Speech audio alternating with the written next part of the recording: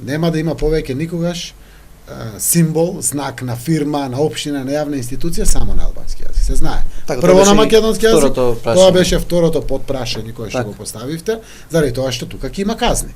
Се знае, прв во службена употреба и во општините каде што албанците повеќе од 20% е македонскиот јазик и после албанскиот јазик. И соодветно ромскиот јазик во шуто уризари. Меѓутоа сметам дека Веб страната.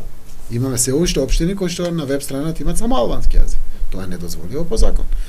Прво македонскиот, па после ќе го имате и албанскиот јазик. Знаете за двете училишта беа актуелни во Чаир. И минијата беа само на албански јазик. Тоа не е по закон и по устав.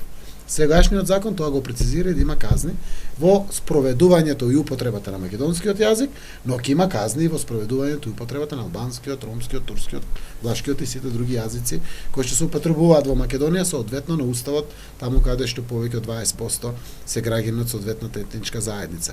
Така да законот е почитување на она што уставот го пропишува, како што е вградено после рамковниот договор за кој што секако се промени уставот во државата. Според ова што го кажавте, најверојатно скоро сите табли во Тетово би се смениле затоа што први се на албански па на македонски. Или пак воопшто нема на македонски. Така е. Така е? Законот предвидува дека прво се употребува македонскиот јазик и после албанскиот јазик. И верувам дека тоа се само некои лични суети на поединци кои што го прават вака. Суштината на символот, на знакот, на јазикот е да информира, да општи.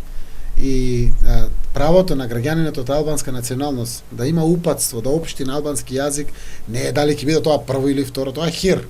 Устав има во Република Македонија и тоа значи прво македонскиот, после албанскиот јазик. Ќе се стави ред и поредок во државата. А со тоа граѓаните ќе си го овозможат досега неовозможеното право. Сите. И апсолутно да нема драми. И јас верувам дека некој е исплашен од реализацијата на законот и затоа не се подпишува и се прават и притисоци да не се подпишува, но јас сум убеден дека светлото на денот овој закон ќе го доживее и конечно ќе можеме да ги затвориме од самостојноста на Македонија до сега сите предрасуди и поделби што постоеле во Македонија и да се посветиме на образование, на здравство, на инфраструктура, на повеќе пари во секој семејство, на економија, она што живот значи за секој граѓанин.